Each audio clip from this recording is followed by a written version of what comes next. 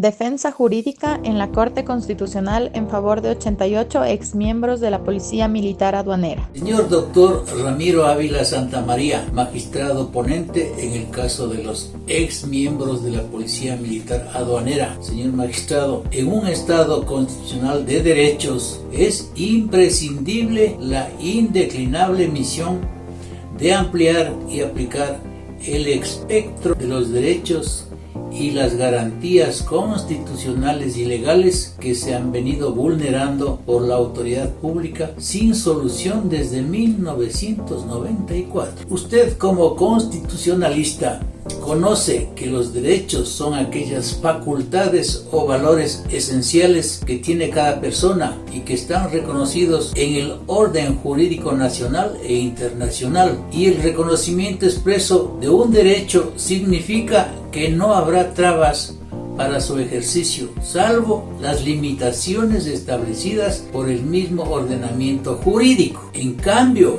las garantías son los medios o instrumentos jurídicos establecidos para asegurar el libre ejercicio de los derechos. Es decir, estas garantías están previstas para proteger a los derechos cuando estos son vulnerados, por lo tanto sirven de freno contra la arbitrariedad y la ilegalidad inclusive del Estado, que tiene el poder para hacer cumplir la ley y la Constitución. Las garantías, en cambio, que están determinadas por la propia Constitución, son generalmente de carácter procesal. Así, la acción de amparo o de tutela, el habeas corpus, el habeas data, la acción de inconstitucionalidad, la acción de protección, entre otras. Dentro de este clima de respeto, la Corte Constitucional actual se ha vuelto una de las pocas instituciones en el Ecuador en un aliado en la defensa de los sujetos de derechos fundamentales insatisfechos, en favor de los que solo tienen la ficción de los derechos. Este es el caso de los 88 exmiembros de la Policía Militar Aduanera y de otros que, mediante los acuerdos administrativos 283 y 284, fueron separados de sus cargos sin el pago de las indemnizaciones de rigor. Para desarrollar este tema de este pedido de audiencia pública, mediante esta intervención y por el nuevo video que ingresaremos en la Corte, nos situaremos en la aplicación de la ley del más débil, conectada con los derechos, garantías y principios constitucionales y con los acuerdos números 283 y 284 con los que se inició la vulneración de los derechos y de las garantías contra el grupo inicial, signado con el proceso número 011-16 AN, que contiene 14 accionantes y 64 liderados por el procurador común señor Edison Vázquez Erazo y 10 nuevos adherentes liderados por el procurador común señor Valencia Naranjo Galo Ernesto, cuya documentación debidamente depurada y notarizada está ingresada en forma física en la Corte para un total de 88 personas. La primera idea de este argumento jurídico en derecho y del video es vincular este caso con los derechos constitucionales. Esto es central, y la Constitución da a la Corte un rol súper importante de protector de los derechos fundamentales. Allí está la esencia de los sustentos de los derechos fundamentales, que es proteger al sujeto o a la persona que no tiene otra cosa más que el artificio del derecho humano. Y nos preguntamos, señor magistrado ponente, ¿qué son los derechos humanos? Para nosotros es la ley del más débil, que en el caso 011-16-AN y de los dos grupos de adherentes de un total de 88 personas que constan en las procuraciones judiciales y en el listado definitivo ingresado en la Corte Constitucional el 26 de octubre del 2020, somos la parte más débil. Y lo único que tiene el débil son derechos.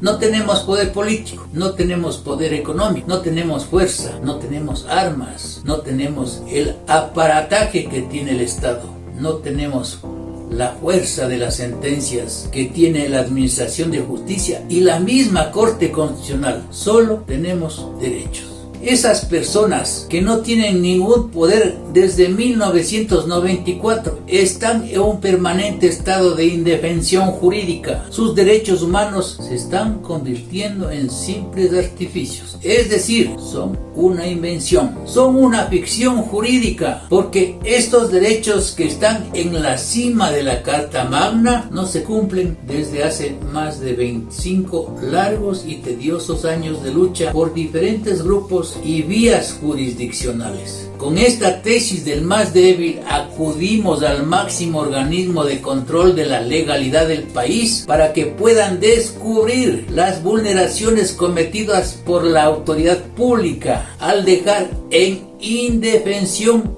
a este grupo de accionantes del caso 011-16AN y sus dos grupos de adherentes, en un total de 88 personas, principalmente a reconocer que los derechos fundamentales de todas las personas son universales, son intangibles y son imprescriptibles. Señor magistrado, usted es un claro defensor de la ley del más débil, en este caso sui generis. Necesitamos la presencia activa de una Corte Constitucional independiente e imparcial, que no esté constreñida ni sea intimidada por la ley del más fuerte, que sanen nuestras heridas, reparen injusticias y tutelen los derechos de los más vulnerables. Usted conoce, señor magistrado, hasta la saciedad que la ley del más débil, admirable texto de Ferrajoli y de tratadistas como Zaffaroni o Carlos Nino, incluido usted, entre otros, en esencia expresa un mensaje esperanzador para proteger los derechos fundamentales en favor de los sectores más vulnerables y que nos auguran otro Ecuador equilibrado, sin exclusiones, sin desigualdades, sin odios, sin guerras, en paz,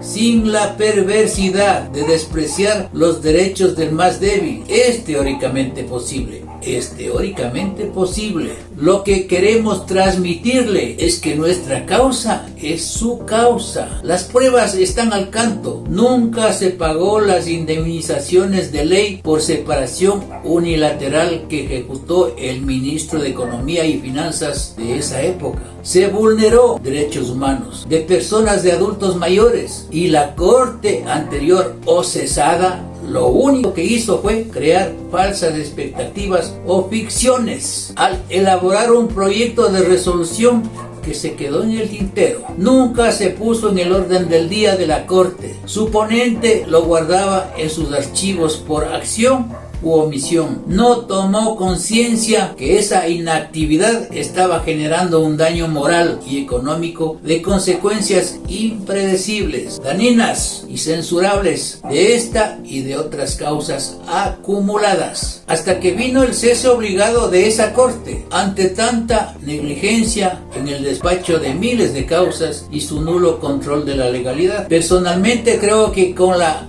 integración jurídica de los actuales magistrados de la Corte y su experiencia en materia de la defensa de los derechos fundamentales de sectores vulnerables, estoy convencido que no solamente nos dará nuestro legítimo derecho a la defensa, sino que tendremos la certeza de un fallo que declare la vulneración de los derechos constitucionales planteados, considerando además los parámetros del tiempo transcurrido y el estado de necesidad de los accionantes que claman por justicia constitucional. Señor magistrado, es muy conocido que el principio del debido proceso es un derecho constitucional que se encuentra consagrado en el artículo 76 de la Constitución de la República, que dispone en todo proceso en el que se determinen derechos y obligaciones de cualquier orden, se asegurará el derecho al debido proceso. Es decir, este derecho es consolidador del sistema de justicia ecuatoriano, puesto que prevé la garantía a todas las personas dentro de cualquier proceso, el derecho a una tutela judicial efectiva, a la realización de una causa justa, amparada en la Constitución y en el ordenamiento jurídico vigente. Así, el debido proceso a su vez contiene el conjunto de garantías básicas como es el derecho a la defensa, para que cuenten con todos los medios necesarios a fin de defender sus derechos y poner fin a esta situación de indefensión de más de 25 años. Y por eso insistimos en el pedido de la audiencia y en un fallo en derecho. Por otro lado, usted conoce, señor magistrado, que las Cortes han reconocido el principio del inter communis y sus efectos de las sentencias proferidas por la Corte Constitucional, cuyo alcance beneficia a terceros que, no habiendo sido parte dentro del proceso, comportan circunstancias comunes con los peticionarios de la acción. En otras palabras, el proceso inicial 011-16 AN y los dos grupos de adherentes de un total de 88 personas a través de este tipo de decisiones judiciales, los efectos del fallo de tutela se extienden a personas que no habían acudido a la acción, pero que se encuentran dentro del mismo grupo de afectados, como es el caso de los dos grupos de adherentes. Es muy cierto que la procedencia de este tipo de fallos se encuentra supeditada a la verificación de los siguientes elementos: A, que se trate de personas en la misma situación de hecho. B, identidad de los derechos fundamentales vulnerados. C, identidad del hecho generador de la vulneración. D, identidad del deudor o accionado. E, identidad de la pretensión. G, el no pago de la indemnización. H, los listados debidamente depurados con las procuraciones judiciales escrituradas. Y que los reclamantes no hayan reingresado a la aduana. J, los desistimientos en caso de haber encargado el caso a otros profesionales del derecho, etc. Todas estas características y exigencias procesales se cumplen en el caso número 011-16-AN y en los dos grupos de adherentes de un total de 88 personas, y el derecho para que se aplique el principio y los efectos del inter communis, que comparten características similares al grupo de afectados que solicitan el amparo de la justicia constitucional. En definitiva, las Cortes ecuatorianas han venido admitiendo que procede la acumulación de causas o procesos cuando entre las mismas tengan el mismo vínculo jurídico, tendientes a un mismo objeto, a fin de que se evite que se divida la continencia de la causa. Finalmente, señor magistrado ponente, en el tema de procedimiento documental, hemos ingresado en la Corte desde el año anterior las procuraciones comunes y judiciales de las personas accionantes, es decir, las 88 personas, el listado definitivo, una copia de la sentencia de los ex compañeros de la aduana de Guayaquil que lograron una sentencia favorable a sus intereses, los certificados de tiempos de servicio del IES, copias de varios casos de desistimientos, 2 videos relacionados con la historia de la aduana y el caso de indefensión de la Policía Militar Aduanera, y las respectivas procuraciones judiciales en favor de un solo abogado patrocinador para las 88 personas inmersas en este proceso, que piden su atención prioritaria y un fallo que reivindique sus derechos. Señor magistrado, sígase contando con el casillero constitucional 689 de esta ciudad de Quito, y de requerir alguna aclaración estamos a su disposición los 2 procuradores comunes y el abogado patrocinador de esta causa. Muchas gracias.